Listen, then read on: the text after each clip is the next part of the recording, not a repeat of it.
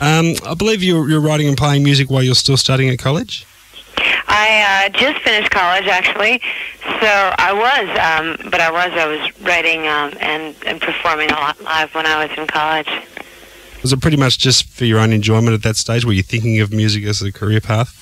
Definitely not. Trying not to think about too much what I was going to do as my medical anthropology degree.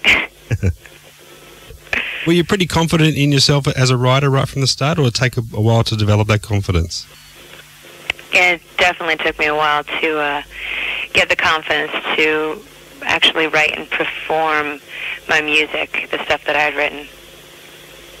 It took me about, I think probably a little over a year once I'd started writing my stuff to actually want to perform it live.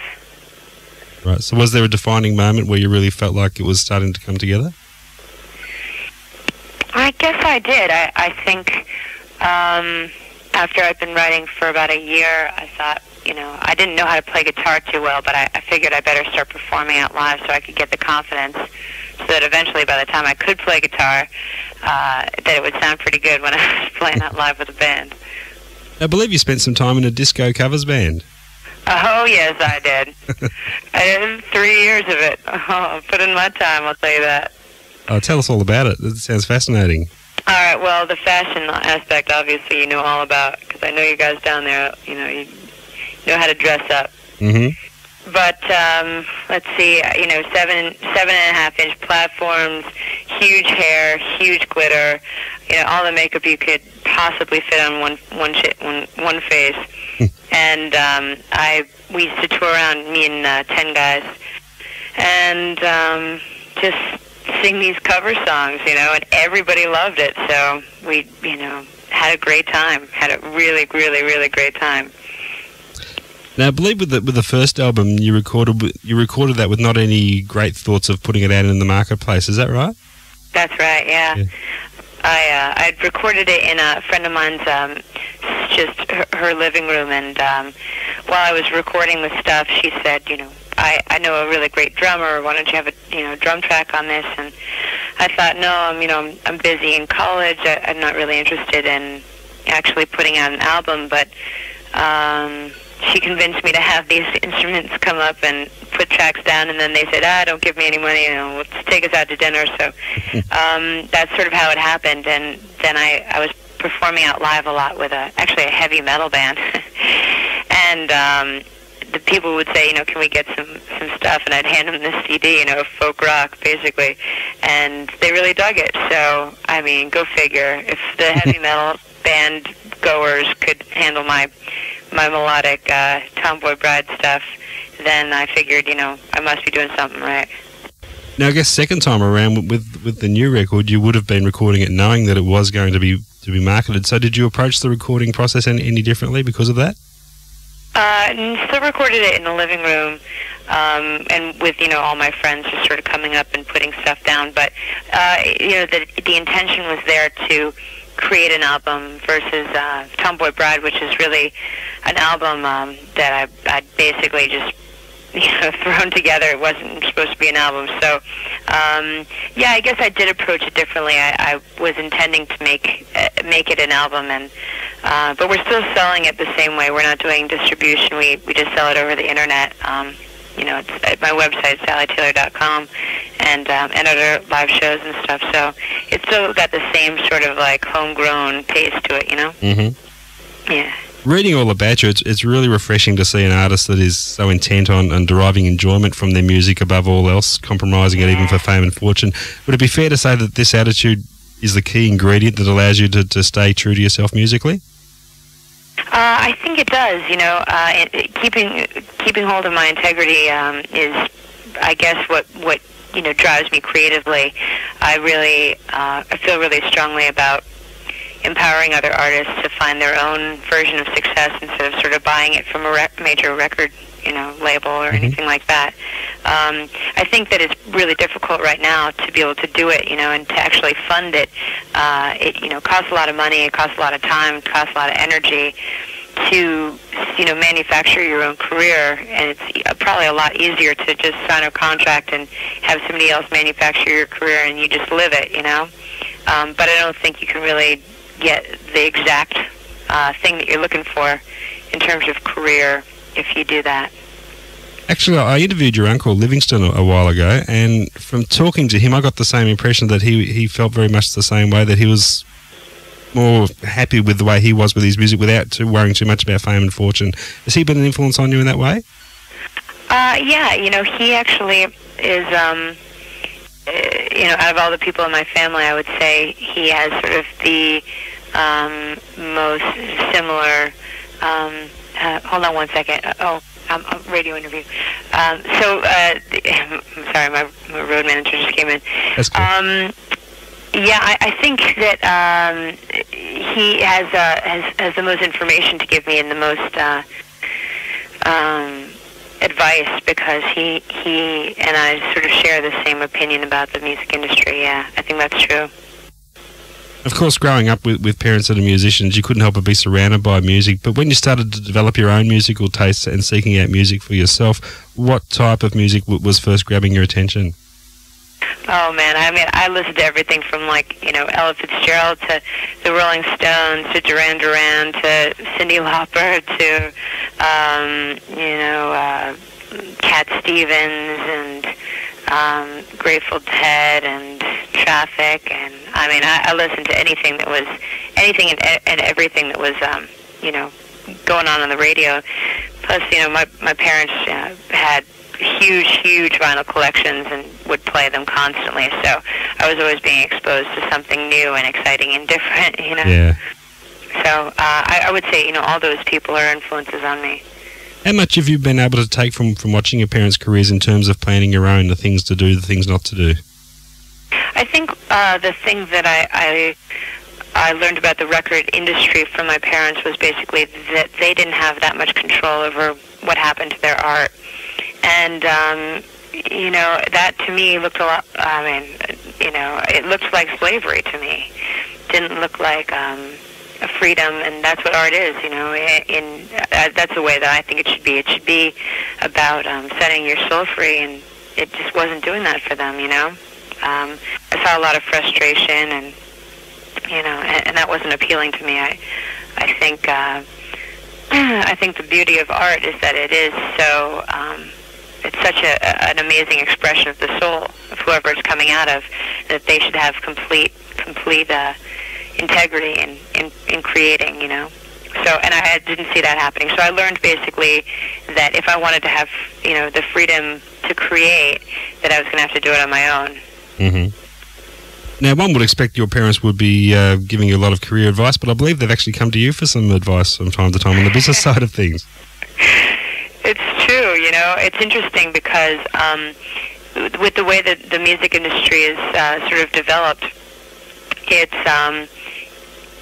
sort of it's interesting that with the advent of the digital distribution, that people should my mom and dad should be coming to me for advice on what to do and who they should be dealing with in certain aspects, and that I have some advice to give them. However, I don't pretend to know half of what I want to know, and so that's why I'm doing this on my own. I'm actually inputting the mailing list right now as we speak, so I'm constantly learning. A lot of independent artists, struggle and strive for from recognition that a major label can bring, but you seem to thrive on maintaining that independence. Has the temptation ever been there to go major? No, because I think my version of what success means is being able to create with integrity. And so in keeping true to that and in staying with my idea of what success means, I can't possibly, I would love for more people to, be able to get my album and for it to be on every shelf and all that stuff. But I can't do it right now without sacrificing the ability to create with integrity. Mm-hmm. So, everything at a cost, I guess. And a record company is not, it's not in my agenda. It's not within my integrity. It's not it's not something that will make me successful in my life right now. So, yeah, I mean, I'm sacrificing the recognition, I guess, in order to maintain the ability to create with integrity. In a perfect world, what would it take for a record company to convince you to go that way? They would actually sign to me. The way that it would work is that I would hire them to perform services for me, like distribution and publicity and booking and the likes. Because what a record company is it's a service, and for them to pretend that they're anything but a service is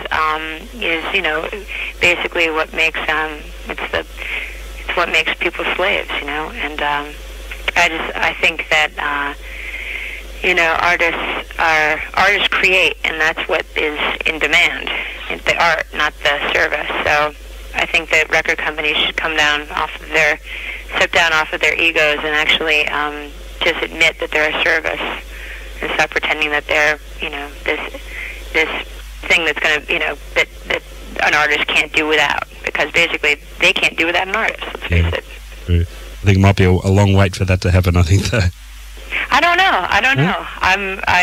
I'm taking a stand to, see that happens, and I think that there's some other independent artists out there who feel the same way.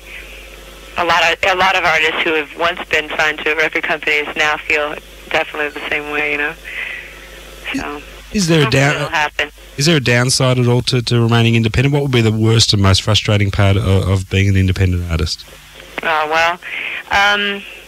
I guess the amount of work. I mean, I'm my own manager too, and I don't have to be, but I choose to just so I can continue to learn about it. But I guess what's frustrating, is when something goes wrong, I have nobody to blame except myself.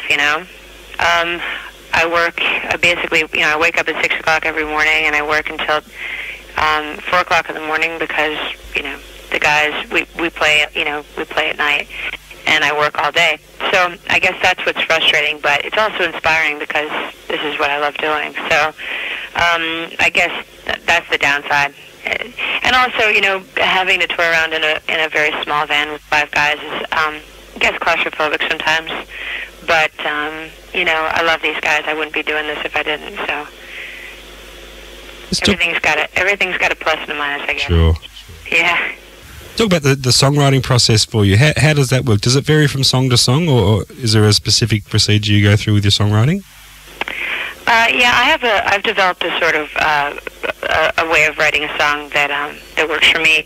I guess I sit down with a guitar and I start strumming some chords, and then I let that evoke an emotion in me, and then with that emotion, the words sort of pour themselves out onto the chorus, and so it sort of comes in that direction, That's the way it usually writes. And the songs on the new record, what time span do they cover? Were they all written since the first one? No, they were written basically in the past year while I was on the road. I wrote the majority of those songs, so it was all pretty much 1999 when I wrote all those songs. Now, the record's called Apartment 6S. Can you let us in on the significance of the title there? Sure, you bet. It actually has to do with when I was a kid and growing up in New York City. I lived in Apartment 6S with my mom, and she used to tell the grocery man who was delivering groceries to ring up Apartment 6S. And what I heard was success, that that we lived in success, not 6S, but success. And APT, apartment, means appropriate or apt. So the sort of significance, besides being the place where I grew up, is that I'm finding my own success to live in, my own appropriate success that's custom made to fit who I am as a person, and I'm not basically buying into major record labels' idea of what success would mean for me, but rather I'm going about it in my own small way. Oh, but when you put it that way, it's a perfect album title, isn't it? Yeah, it's good. It's good. It's like a glove. Fits like a glove. Did the recording process come a little easier to you this time around than it did with your debut? No, because the debut album took me a week to make. I mean, the whole thing, it wasn't really an album, it's more sort of a compilation of songs that, I threw down on tape, and then people wanted to buy it, so I sold it, With this new album, the intention was to make an album, and so it was a little bit more difficult because I had a vision for it, and being sort of a perfectionist, I guess, it was difficult to create exactly what I had in mind. But now that it's done, I love it, and I'm really, really getting into it now. But it's hard to listen to your voice that many times, that many days in a row. I believe we might be hearing a couple of your songs in some movies coming up soon, is that right? That's right, yeah. Well, Anywhere But Here is a movie soundtrack that I did, actually, with my mom. We co-wrote the song together, and then they put it on the album. And the Beverly Bremer song that I'm performing in Me, Myself, and Irene, which is the new Jim Carrey movie, and Fairley Brothers movie that's coming out, is it's sort of Beverly Bremer is a woman who was a singer in the 70s, so it's got sort of a 70s flair, but it's got sort of a Fairley Brothers twist of sort of comedic humor stuff in it. So it's kind of funny. It's good. In terms of live work, how much of the year would you spend on the road, and what type of venues are you generally playing over there? We spend 8 months of the year on the road, and the majority of the places are really clubby, like you feel like you're walking into a tiny box of night, But there's a lot of, we've been playing some theaters recently, which has been really, really nice. But you never know. I mean, sometimes if we walk into a place and, we're in a biker bar, and sometimes we walk into a place and it's an antique store and we're playing in the corner next to, the miniature Statue of Liberty or something. It's really weird, You never know quite what you're going to run into. And how's Brother Ben's career coming along? My brother's career is, it's a little bit halted right now just because his record company he signed a record deal and it sort of fell apart. But he's working on some music right now and that should be released, in the next couple of years. Now, for yourself, with 2 albums down, are you already thinking ahead to the next one? Do you constantly look forward like that, or at this point are you just happy to keep working this one? As soon as this album was done, I'd already written the next album. I mean, I'm so ready to record the next album, but at the same time, I'm hesitant because it's so difficult to be in the studio all day long. Yeah. Really, really trying. So I think that the next album that I make, I'll just make in my living room by myself, and I'll, make it in a week, and I'll release it on the internet again, and just make it available on the internet, and that's it. I guess with the songs already written, you've got a great opportunity to road test them for a while now too, before you take them into the studio. Yeah. Exactly. That's a good way to put it. Yeah, they're road testing right now. Test driving those songs. Yeah, that's good. And just to wind up, do you have any long-term goals set for yourself, music-wise? For instance, where would you like to be in, say, 5 years' time? It's not so much about the timing, just because I guess what we're going for is the integrity and the substance behind it. So I guess my long-term goals are more in terms of, where I want to make sure that I'm not. Mm-hmm. I want to make sure that I'm not sort of buying into anybody else's idea of what a good career choice would mean for me. And I want to. I guess I want to be touring. I guess if I were to, say any long-term goals, I'd like to be touring nationally and internationally as well. Right now we're just doing the U.S. and I'd like to start, doing Europe, and Australia would be amazing to do. And anywhere else that'll have us, I really want to start spreading myself out a little bit more. Tremendous. Okay, Sally, look, I won't hold you up any longer. I'll let you get back to your data entry there. Thank you. Thanks for your time. It's been a treat catching up with you. It's really you too. Very refreshing. Your attitude and to your career in music is just fantastic to hear, and wish you all the best with it. Thank you so much. Thanks for your support. And we'll look forward to catching you down here in the near future, hopefully. I hope so too. Okay, take care. All right, take care. Bye-bye. Bye.